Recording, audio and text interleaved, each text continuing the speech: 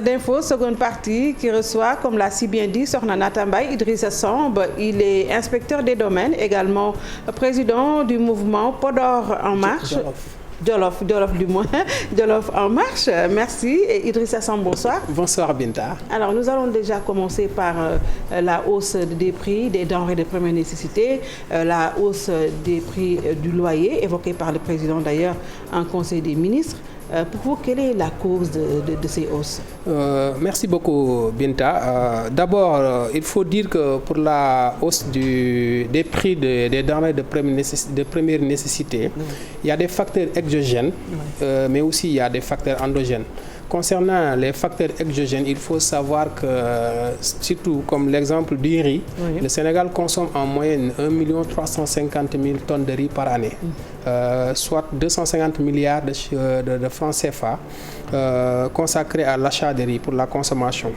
Et je vous dis qu'il n'y a que 300 000 tonnes de riz qui sont produites ici au Sénégal. Donc nous dépendons très fortement de l'extérieur. Et avec la Covid, la majeure partie ou bien la totalité du riz que importe le Sénégal provient des pays asiatiques, notamment l'Inde et le Vietnam. Et en 2020, l'Inde et le Vietnam avaient même pris des décisions de rationner, c'est-à-dire la production de riz.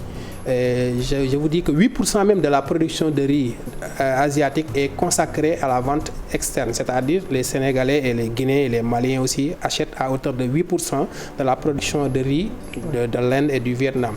Dès que le Covid a démarré, ces pays avaient pris la décision de ne plus vendre leur production locale, parce qu'ils étaient dit qu'ils vont se consacrer à la production locale, mais aussi pour la consommation locale. C'est pourquoi quand même il y a pour le stock sécuritaire. Donc c'est un facteur exogène, mais aussi pour les facteurs endogènes, il y a pas mal de facteurs qui peuvent expliquer d'abord. Certains disent que même il y a des rétentions de produits de la part des commerçants qui font que les prix ont augmenté. Mais c'est le jeu de l'offre et la demande quand même qui a prévalu à telle enseigne que les prix ont augmenté. Vous êtes inspecteur des impôts et domaines, le loyer quand même qui prend toujours l'ascenseur, les prix des loyers. Quelle explication vous en avez? Bon, là aussi, il faut dire que, Binta, les loyers sont chers, particulièrement à Dakar. Qu'est-ce qui pourrait l'expliquer? Là aussi, il faut dire que Dakar, c'est 550 km². 0,28% du territoire sénégalais qui consacre 28% de la population. Dans ce cas aussi, on est obligé de vivre en étroitesse. Et là aussi, c'est le jeu de l'offre et de la demande qui va va prévaloir. Les bailleurs sont là. Dès lors qu'il y a la demande est très en deçà de la loi du marché. Donc dès lors qu'il y a la demande, les bailleurs sont aussi obligés quand même de jouer sur le prix. Et il faut dire que aussi les locataires sont là. Par exemple, le loyer à Ouest Foire ou bien à la cité Djilimbaye, un studio à bas prix, tu le loues à 200 000. Il y a les locataires qui sont prêts à prendre ce loyer. Donc, les bailleurs se frottent les mains. Malgré la loi 2014 qui a été prise par le chef de l'État pour baisser le loyer, je pense qu'il y a même les effets contraires ont été produits pour cette loi. Aujourd'hui, qu'est-ce qu'il faut faire exactement pour que les prix des loyers puissent baisser de façon drastique à Dakar? D'abord, la volonté de l'État est là, mais il faut dire que ce n'est pas une loi qui va baisser les loyers. Ce qu'il faut faire, c'est d'abord de décongestionner Dakar. Il faut tout faire pour que les services administratifs, Binta, les trois quarts des activités industrielles sont consacrées à Dakar. La quasi-totalité des services administratifs et financiers sont à Dakar.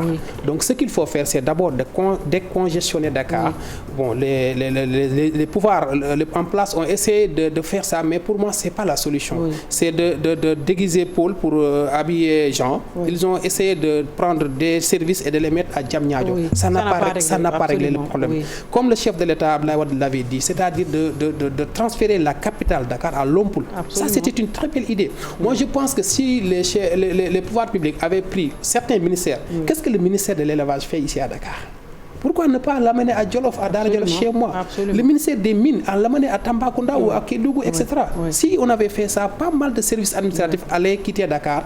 Et l'autre cause aussi, la majeure partie des jeunes ne travaillent pas. Avec l'exode rural, comment faire pour maintenir ces populations dans le terroir? Malheureusement, comme je l'ai dit tantôt, 28% de la population sur 0,5% du territoire national. Il ne s'agit pas de délocaliser, mais il faut également trouver des solutions à la mobilité urbaine également. Le transport, les routes, tout ça. Ça pourrait être une solution, mais pour moi, la solution... Aux gens d'aller et venir. Pour moi, la meilleure des solutions, c'est d'abord décongestionner Dakar. Il faut une bonne déconcentration. Une bonne déconcentration, c'est-à-dire les services administratifs doivent être à l'intérieur du pays. Et que si le Sénégalais se trouve à Kaolack, à Diourbel, quitte ici Kaolack pour aller à Diourbel dans le ministère de l'élevage ou bien de l'agriculture, il n'a pas besoin de venir à Dakar. Mais comme je vous ai dit, la quasi-totalité des services administratifs sont consacrés à Dakar. Et pour trouver du travail, tu es obligé de venir à Dakar. Même les bonnes pour travailler, ils viennent à Dakar. Et eux, c'est ce qui constitue la demande. Sans ça, l'État ne pourra pas contraindre les locataires. Non, avec une loi, on ne pourra pas trouver de solution. Parce que l'exemple que je peux donner... La loi de 2014 n'a pas fait d'effet. C'est un échec. Les pouvoirs publics, quand même, on veut pied quand même de réduire le loyer. Mais l'exemple que je peux te donner, moi, j'ai mon mouton que j'élève à Dara Jolof. Je prends la farine, etc., le maïs pour le nourrir. À la Tabaski, l'État ne peut pas m'obliger à vendre mon mouton à X prix. Voyez-vous que la tonne du ciment coûte maintenant 68 000 francs. Le fer, n'en parlons pas. C'est-à-dire ces coûts-là, ces intrants qui participent à la construction de l'immeuble. Et qu'en dis-tu aussi des terrains? Par exemple, à Dakar, pour trouver un terrain, tu vas payer par exemple 50 ou 60 millions avec le fer que je viens de citer, le ciment, les intrants. Tu te tapes un prêt à la banque. Pour pouvoir amortir quand même ce prêt, il faut quand même que le bailleur, c'est vrai que quand même est obligé de... Certains bailleurs quand même font de la surenchère. Il faut également un contrôle à cet effet. Bon, comment contrôler? Ils font de la surenchère. Nous sommes dans une économie libérale. Qu'est-ce que l'État pourra faire? Il faut qu'il y ait pour moi, la de solution, patriotisme également économique. Ça aussi, ça c'est du ressort des bailleurs quand même, qui auront, comme on dit, du yërmande. Malheureusement, ils ne sont pas des philanthropes, comme vous le savez. Pour moi, ce que l'État devrait faire, c'est des logements sociaux. Comme la SNHLM. Ils sont en train de le faire. Bon, ça tarde quand même. Ça tarde. Depuis 2014 jusqu'à maintenant, quand même, les pouvoirs publics ont de la volonté quand même pour baisser les loyers. Mais malheureusement, pour moi, il faut essayer d'abord de décongestionner Dakar, mais essayer de faire des logements sociaux, à l'image de la SNHLM à Thiès, la SNHLM à Dakar. On avait annoncé 100 000 logements, mais jusqu'à présent... On attend. Peut-être ça pourrait être une solution. Ça pourrait être une solution. Alors, vous êtes également le président du mouvement Jolof en marche. C'est quoi ce mouvement? Le mouvement Jolof en marche, d'abord, c'est un mouvement social, un mouvement de développement, mais aussi un mouvement politique qui a eu à participer aux élections présidentielles passées. Mais on est sur le terrain depuis 2014. Vous avez participé à l'élection. Avec qui? On avait soutenu le président Ousmane Sonko dans la coalition Ousmane Sonko président.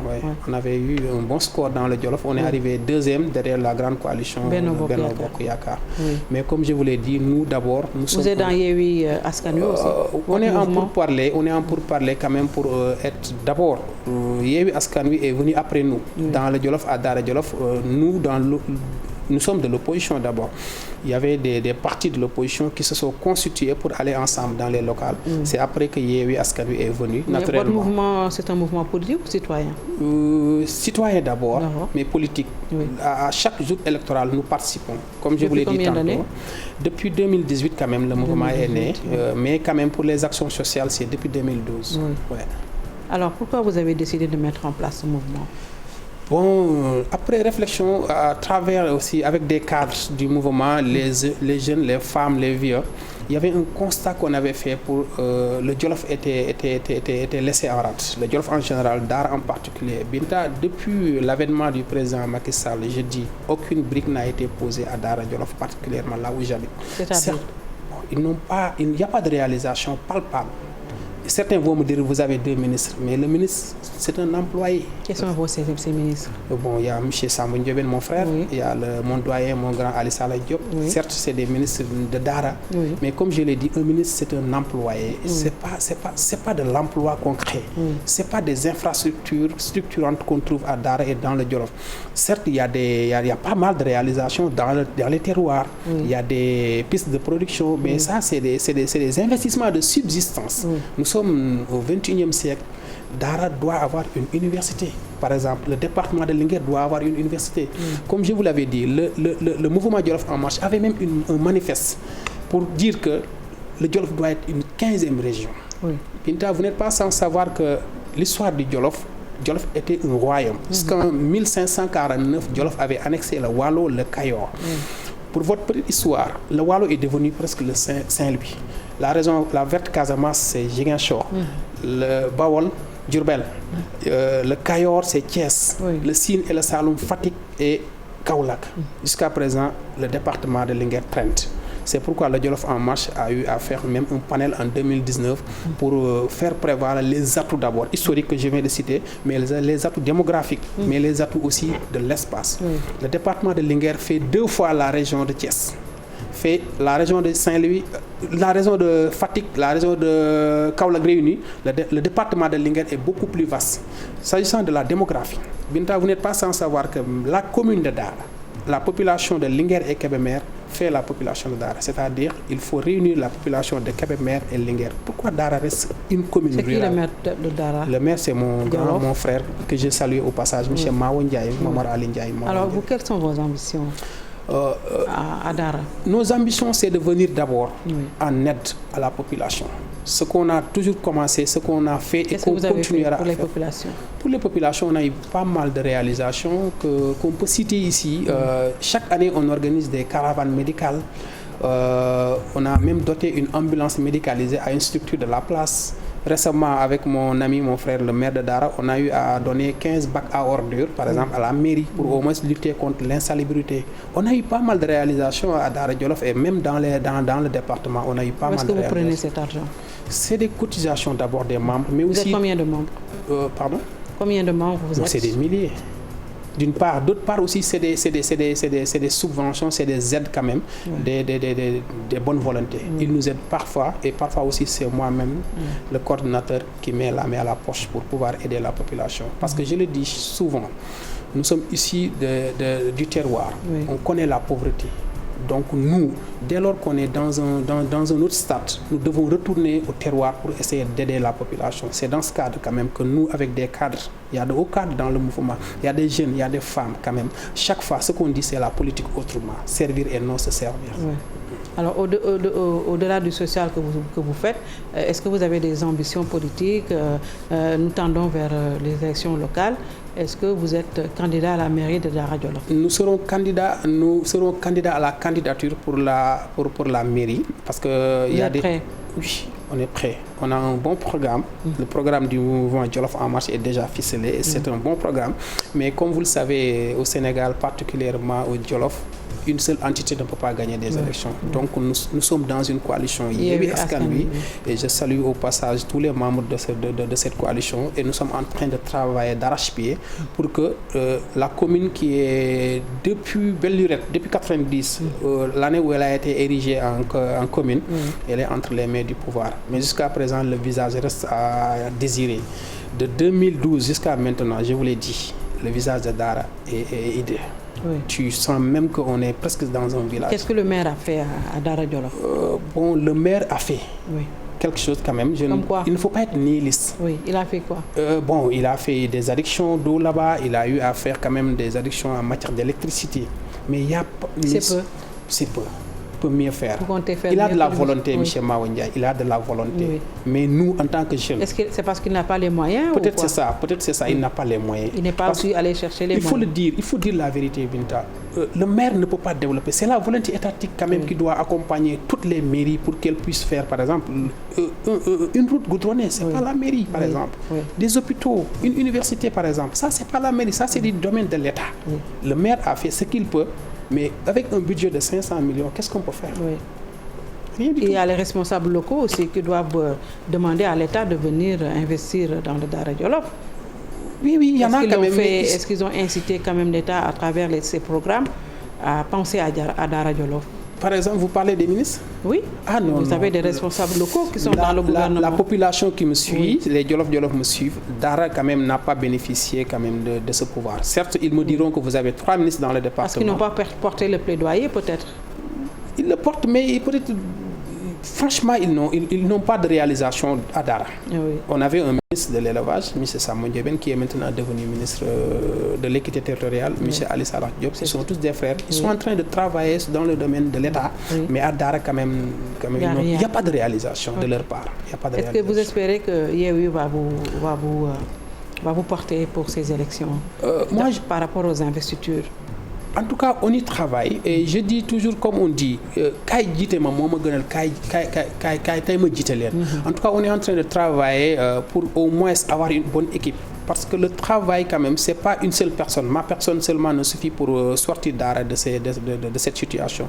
Mais si on a une bonne équipe composée d'hommes, de femmes, de vieux et d'intellectuels qui composent le mouvement, mais aussi la coalition, je suis sûr qu'au soir du 23 janvier, on va remporter les élections. Et je vous jure, on va travailler très bien jusqu'à ce que la population dira comme avec Ablaye Wade mais avec cette équipe là on va faire du bon travail. On va dire mouvement Jolof yéex nañ see jot. Non, la coalition Yewwi Askan Wi. Il y a quand même la coalition de Wade qui peut faire mal. Du tout. Dans le Jolof, je ne pense pas que la coalition Wade, quand même Wade c'est un mastodonte en politique, mais quand même la coalition à laquelle j'appartiens, moi j'ai confiance en celle-ci. Et je pense je suis sûr quand même qu'on va même battre la grande coalition. Parce que vous êtes arrivé deuxième à la présidentielle. Absolument, on était arrivé deuxième malgré les maigres moyens. On a pu faire de très bons résultats.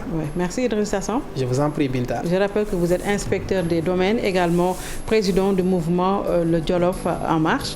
Merci d'avoir suivi. Bon week-end.